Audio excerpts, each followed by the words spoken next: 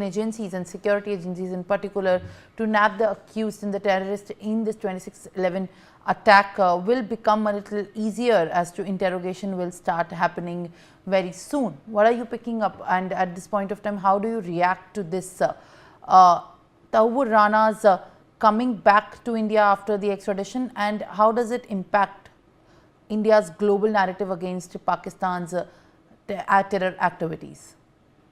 Look, the fact is terrorism is outside the law, and India has always sought to act within the law, not only of our country but any country in which India operates. And all that has been done in the case of Mr. Rana is actually every single step has been under due process of law. It's been through the law, out of respect for the law, because in India, rule of law is very important. So I'd like to say it's a great victory, not only for the NIA, but also for establishing the fact that in India, the effort is to ensure that the rule of law is followed. Now, the Rana coming back is very important because he will completely make clear all the linkages that he has had with in plotting this particular terrorist act. And as a consequence, the reality is that the rest of the world, which frankly has so far ignored the reality of Pakistan becoming a hub for terror, they will have to do something about it. After Rana's, the details said by him to the U.S. authorities were damning enough. I'm sure he will add more detail in India. And quite frankly, as a consequence, those countries that refuse to sanction Pakistan, especially its military, will have no excuse not to take action. It will be very clear that sponsorship of terror, and not only sponsorship, but active funding, active facilitation of terror activities is part of the routine military activities of the Pakistan military. So I think this will expose Pakistan as never before. And I think it's a great victory for the Modi government that has succeeded in getting Mr. Rana back to India after so long. 26/11 took place with another government of power. And quite frankly, the investigation into that was not as comprehensive as it ought to be. Now it's very, very comprehensive. And with Rana coming back, I would say the final pieces of the jigsaw will be put in place, and the whole picture of the 26/11 conspiracy, the terror plot, and the actual carrying out of the terror operation will be made known.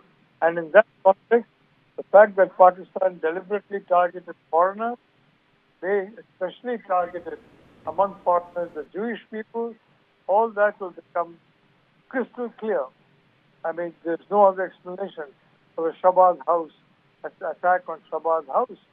I mean, innocent people, just because they were Jews, they were killed, the whole family. So I would say that foreigners were killed, people from different countries were killed.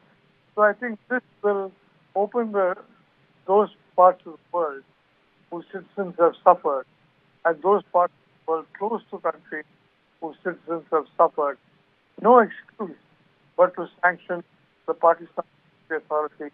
And frankly, that ought to have been done by a long time ago, because the Pakistan has switched allegiance from the U.S. to China a long time ago, and the choice has been in denial about it. Now, that denial is, frankly, will have to be stripped away, and that is a very, very important plus that's been secured by the Modi government in successfully extraditing Mr. Rana back to India. I can assure you, all due process of law will be followed.